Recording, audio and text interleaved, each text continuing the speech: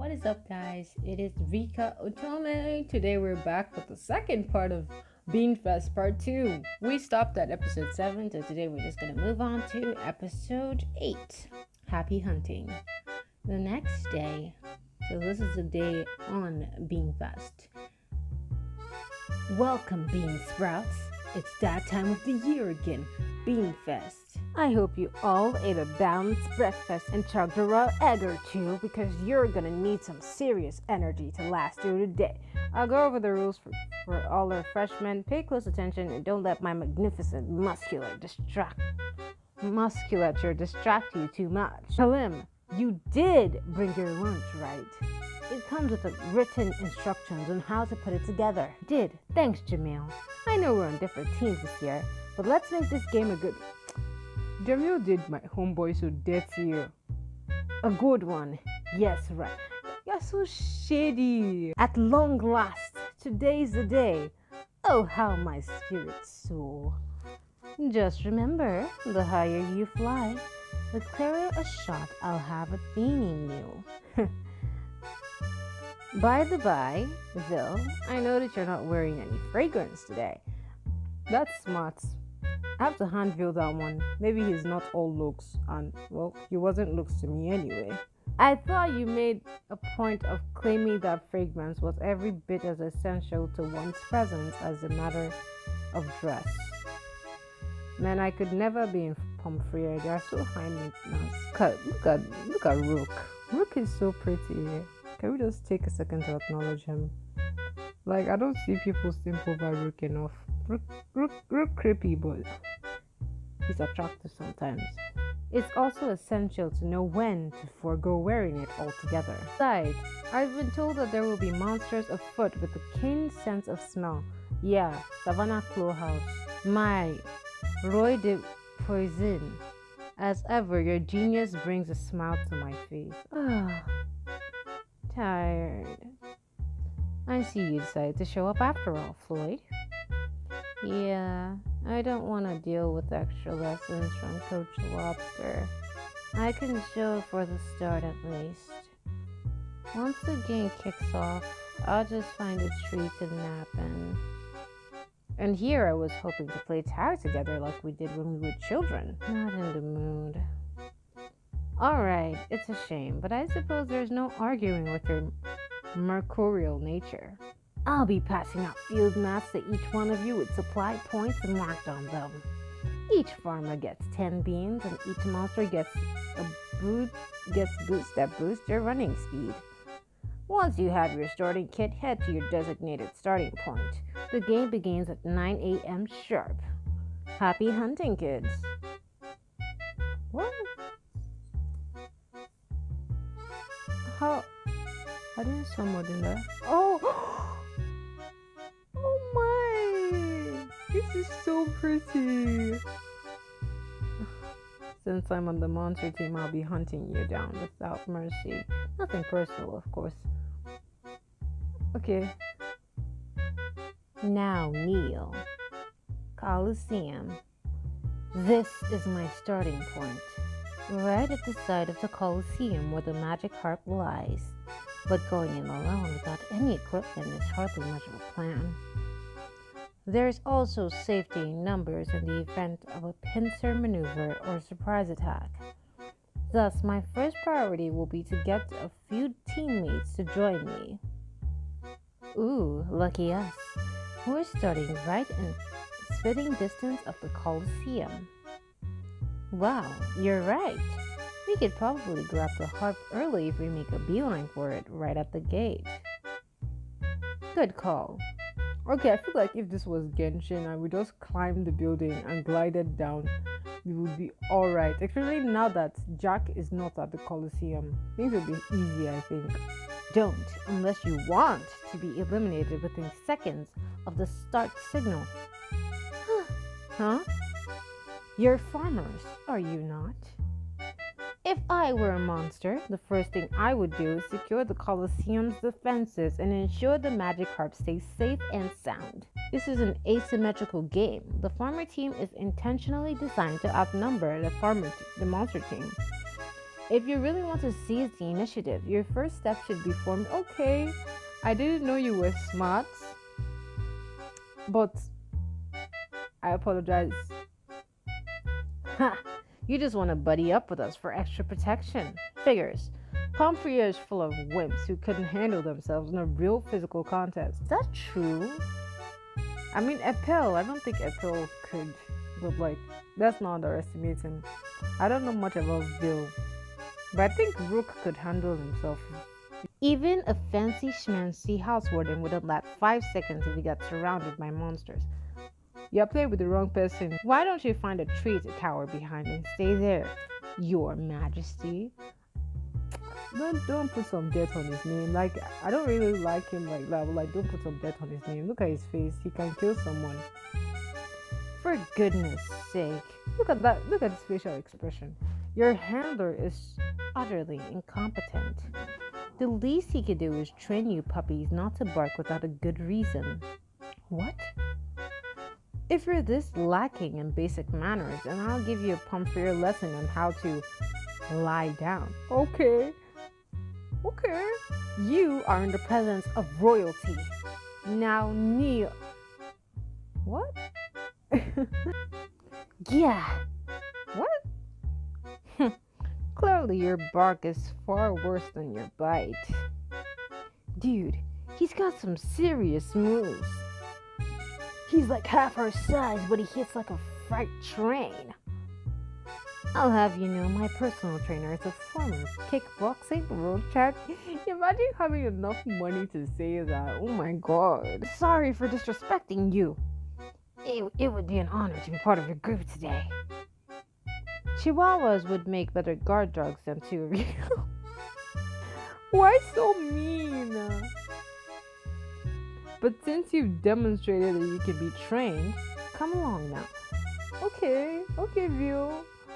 I know I'm not going to cross you, ever. You're the boss. Okay, that's the alarm. That's the start signal. Alright, listen up. The key to Beanfest is staying on the offensive. After all, the best defense is a good offense. As with aesthetics and fashion, you lose the moment you back down. Remember that. Oh? I say we start by setting up an ambush at the monster team supply point. That way we can pick up monsters before they can equip themselves. You got it, boss man. And don't call me boss man. Whatever it is, boss man. A monster team supply crate. How quickly do people forget the most basic etiquette? I distinctly express distaste for boss man. If you must address me, try sir. Moving on, it looks like nobody's got into this crate yet. Let's conceal ourselves at a discreet distance and wait. Here we are. That was quick. Map says there's a monster team supply crate somewhere around here. Jack, he's got an even better sense of smell than Rook. I'm not sure I can get behind him before he notices me. Grr, I smell fresh beans. I knew you were there, farmers. Get out here and face me. I have to hand it to you. Your sense of smell never fails to impress. Okay, wise guy. I mean, hello, Vil. Everyone's scared of Vil. Went on a supply run alone without your pack for support? Are you brave or merely foolhardy? My compatriots, let the monster hunt begin. Yes, sir! This dude really on the Matrix things out here. How can someone so big be so nimble? Just let me bang you already, for crying out loud. In your dreams, buddy. Rah! Nani? Jeez, he's fast. I can't keep up. Don't let him draw you any further out. Sorry, sir. We lost him. It's fine.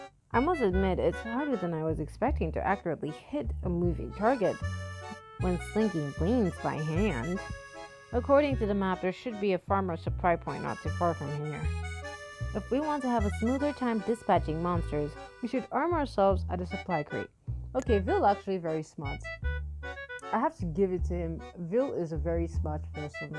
I thought he was dumb, but, well, I didn't think he was anything, to be honest.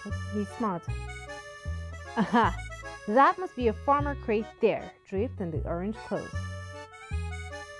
Let's see, a magic camo jacket, a bean blaster, and several bean bags. Yes, this is a passable selection. Sir, we'll stand watch for you. Go ahead and put it all on. Why, that's very considerate of you. How can I turn down an offer like that? I feel like they're trolling him. Oh my! Oh my! Oh my! Okay.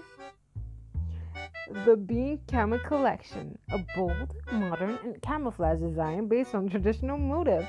Oh my! Oh, okay.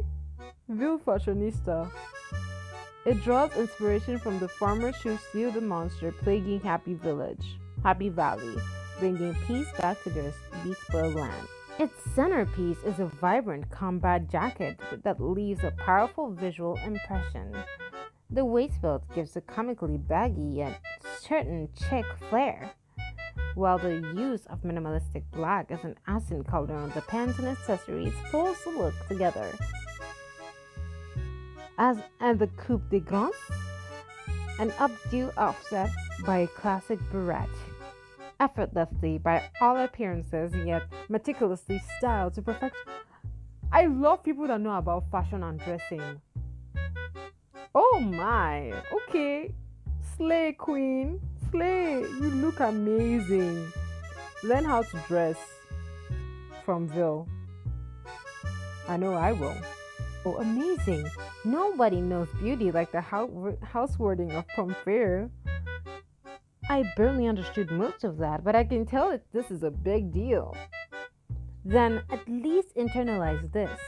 Accessorize oversized outwear with a small handbag. That's all you need to evoke this season's fashion trends. Okay, I'll take notes of that. Yeah. Oh my God, Rook! Hi.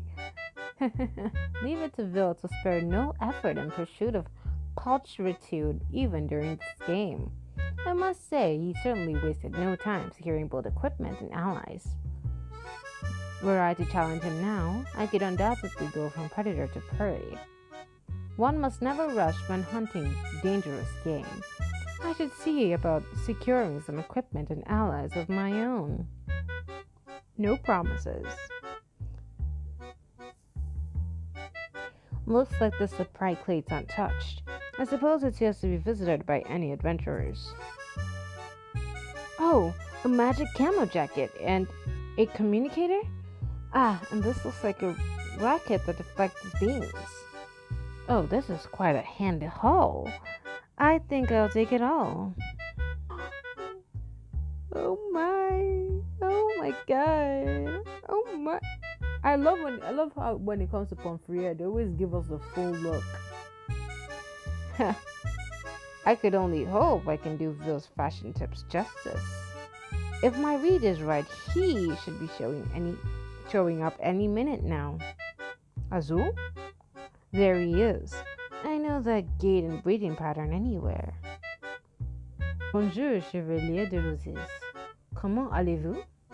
How are you? I don't remember anything from first class. Whoa! Oh, it's just you, Rook. You nearly scared the pants off me. Hi, Trey. Ooh la la, pardon, moi. I wasn't trying to, I assure you. Come on, we both knew better than that. And that smirk on your face certainly isn't helping your case. Oh, okay. Bars. You have me dead to rights. For you see, I've been waiting for you. How did you even know I'd be coming? Well, you see, ever aware of your position as vice housewarden of House Libule, you strive to achieve exceptional marks in any situation that could reflect upon your dorm or its housewarden, the Roy de Luzis. More so in exams or extracurriculars, any occasion with discernible outcomes for all dorms involved, you don't like drawing attention to yourself. You're not a proactive man when it comes to events such as the one we find ourselves embroiled in today.